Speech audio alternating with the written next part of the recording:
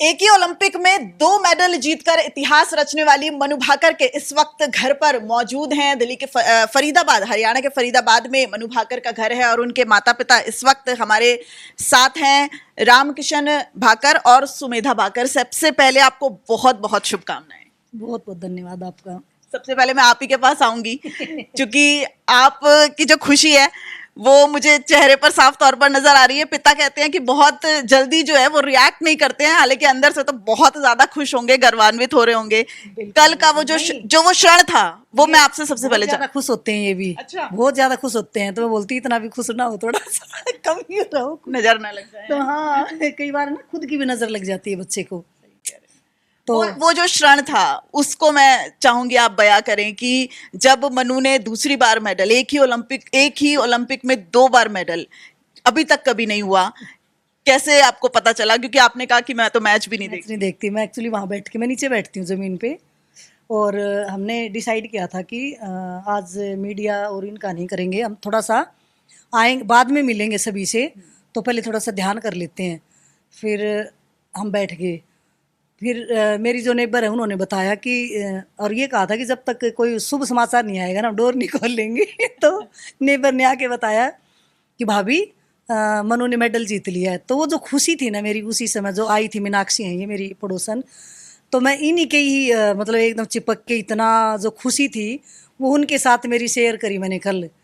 तो एक अलग ही खुशी होती है, वो अलग ही पल होता है।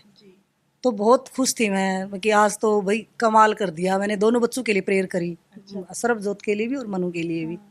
दोनों का ही स्ट्रांग होके खेलना बड़ा जरूरी था जी। टेनिस, स्केटिंग, बॉक्सिंग, बहुत सारे उसके फेवरेट स्पोर्ट्स थे, लेकिन उसके बावजूद भी निशानेबाजी उसने चुना। 14 साल की उम्र से निशानेबाजी करती आ रही है। क्या क्या उसकी संघर्ष की कहानी भी मैं जानना चाहूंगी, क्योंकि टोक्यो ओलंपिक 2020 में ऐसा जो सुना है कि उसकी पिस्टल खराब हो गई थी, उसके बाद वो काफी हतोत्साहित हो गई थी, लेकिन उसके बाद भी जो वो स्वामी विवेकानंद का वाक्य है ना, उठो जागो और तब तक लड़ते रहो जब तक मंजिल ना मिले। यही जो हमारे जो विवेकानंद जी की जो उक्ति है, कितना एक जोश भरती है बच्चों के अंदर। तो यही तो हमें आगे बढ़ाने में हमारी मदद करती हैं। बहुत बच्चे हैं जो शूटिंग करते हैं, बीच में छोड़ के अपने घर पे बैठ जाते हैं, तो उनको नहीं करना चाहिए। कि देखो, जब हम मेहनत करेंगे सफलता भी मिलेगी और असफलता भी मिलेगी। तो जी जान से जुट जाओ, उसका रिजल्ट तो एक दिन भगवान पक्का देंगे। तो घबराना नहीं चाहिए बच्चों को। स्टार्टिंग में मनु ने सारे, आपने नाम तो बता ही दिए कि क्या क्या मनु ने किया है। लास्ट टाइम तक फिर बोली कि पापा मैं ना सारे गेम करके बोर हो गया, अब मैं मुझे कुछ नया और करना है। तो बातों में तो इनके पिताजी ने कहा कि बेटा स्कूल में रेंज है, एक बार चल देख ले, मन करे तो कर लियो।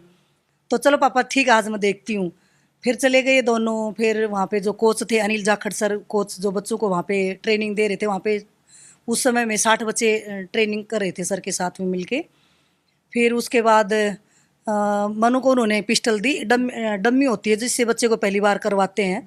फिर मनु ने जो शॉट मारा तो अच्छा गया वो शॉट। फिर उन्होंने मुझे मनु को उन्होंने देखा नज़दीकी से, ये मनु को वहीं छोड़ के आ गए थे। उन्होंने आके हमें बताया ऑफिस में कि मैम और सर, मनु ने अच्छा किया, ये अच्छा कर लेगी, पहली बार में इतना अच्छा शॉट मारा है।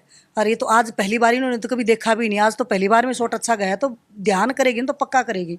मन का चल सर ठीक है, आप इतने कॉन्फिडेंस से कह रहे हैं ना, तो फिर मनु का जो पहला मेडल आएगा वो आपके नाम का ही, वो आपको ही समर्पित करूंगी मैं। अच्छा। तो मैंने उन्हीं के गले में डाला था, जब मनु जापान से जो सिल्वर मेडल लेके आई थी। अच्छा। मैंने उनको ही समर्पित किया था। फिर धीरे धीरे पिस्टल के लिए वो लाइसेंस नहीं बना। इनके पिताजी ने बहुत लड़ाई लड़ी, हर दिन चरखी दादरी से झज्जर ऑफिस के सामने बैठना, कोई हेल्प नहीं मिलना। फिर वहाँ की जो मीडिया थी, मैं बहुत दिल से आज भी उनको धन्यवाद देती हूँ कि वो हर पल हमारे साथ खड़े रहे हैं। और जो हमारी दिक्कत थी, जो परेशानी थी, इनका साथ दे करके मनु की हर परेशानी में साथ दिया, और वो काम जो हमारा अटका हुआ था वो हो गया। टाइम लगा बट हो गया था वो। अब मैं रामकिशन जी से भी बात कर लेती हूँ, कैसा लग रहा है वो पल? क्योंकि एक पिता का रिएक्शन बिल्कुल अलग होता है। मैं भी बेटी हूँ, पापा जो होते हैं ना वो बयां बहुत जल्दी नहीं करते, लेकिन वो जो एहसास होता है वो मैं जानना चाहूंगी। वैसे एहसास एहसास को एहसास ही रहने दे तो अच्छा है। बहुत खुश, बहुत बहुत खुशी हुई। जैसे हमारी नेबर ने बताया कि मनु दूसरा मेडल जीत गई है, तो हम बहुत खुश हुए। फिर हमने कहा कि चलो टीवी चला के देखते हैं, टीवी में न्यूज़ में आ रहा होगा। तो टीवी चलाया तो नहीं दिखा कहीं पे वो। तो कुछ और ही चीज़ चल रही थी पॉलिटिक्स की। तो मैं कहा चलो कोई बात नहीं, तो इन्होंने बताया तो फिर मैं फिर दो तीन चैनल स्क्रॉल करने के बाद ब्रेकिंग कोई न्यूज़ दिखा रहा था कि भाई मनु ने अभी अभी इतिहास रचा है। तो बहुत खुशी हुई, बहुत खुशी हुई। और उससे ज़्यादा खुशी ये हुई उसके 5 मिनट के अंदर ही लगभग 75 मीडिया सहयोगी यहाँ पे आ गई। यहाँ जगह नहीं है, तीनों चारों कमरों में जगह नहीं है, बाहर नहीं है। और उसके 5 मिनट बाद या 7 मिनट बाद में ढोल नगाड़े बजने लगे, जो हमारे सोसाइटी के लोगों ने अपने दिल से अरेंज कर दिया। तो मनु से आपकी बातचीत भी हुई होगी इसके बाद, क्या बातचीत हुई? मनु से बातचीत तो तब होती है जब वो सारा देश से बात हो जाती है। हमारा नंबर लास्ट में आता है। हाँ, शाम को क्या बात हुई? शाम को सोते वक्त करते बस, ये बेटा कैसे हो, मम्मी आप कैसे हो। मैंने कहा बेटा आज तो कमाल कर दिया। हमारी बात क्या होती है माँ बेटी में, और बेटे के साथ भी ये होते, बेटा कैसे हो, खाना खाया, हाँ मम्मी खाया, आप कैसे हो, आप मम्मी आप खुश हो ना मम्मी, तो हम बिल्कुल खुश हैं। मैं उनको ये बोलती हूँ बेटा तुम खुश हो तो मैं भी खुश हूँ, तो हमारी ये बात होती है बस। सरकार की तरफ से सर क्या अभी तक कोई मदद मिली है, या फिर क्या सोचता है एथलीट या उसका परिवार? देखिए, सबसे बड़ी मदद तो मोदी जी से मिलती है कि वो खिलाड़ियों को इतना इनकरेज करते हैं। फ़ोन भी किया मनु को, और दूसरे दिन भी मनु को फ़ोन किया था सरबजोत के फ़ोन पे। उस टाइम पे मनु डोप टेस्टिंग में गई हुई थी। तो सबसे बड़ा इनकरेजमेंट तो खिलाड़ियों के लिए होता है मोटिवेशनल चीज़ें। और दूसरा सरकार को होता है कि ग्रास रूट पे जो खिलाड़ी होते हैं ना, जो मनु तो ठीक है ओलंपिक तक पहुंच गई है, लेकिन जो खिलाड़ी जो स्टार्टिंग कर रहे हैं उनको कैश अवार्ड और उनको फैसिलिटी ये दी यार, प्रॉपर कोच मिल जाए ना, तो हमारे देश में बहुत ज़्यादा टैलेंट है। उसकी अभी काफ़ी ज़रूरत है कि ग्रास रूट पे कोचिज़ को अवेलेबल कराना, उनको सामान देना, किट देना। जैसे अभी हरियाणा में एक अच्छी पहल की थी कि नर्सरी स्टार्ट करना, लेकिन वो नर्सरी स्टार्ट कर देते हैं, वो बीच में पता नहीं क्या जनवरी दिसंबर आते आते वो नर्सरी का वो हो जाता है, फिर वो फिर फॉर्म मांगते हैं, फिर इंस्पेक्शन होता है, तो वो उसमें 4-6 महीने वेस्ट हो जाते हैं, वो बच्चे भी वो चले जाते हैं। तो मैं तो यही कहूँगा कि ग्रास रूट पे बच्चों को मदद की जाए, उनको किट्स दिए जाएं।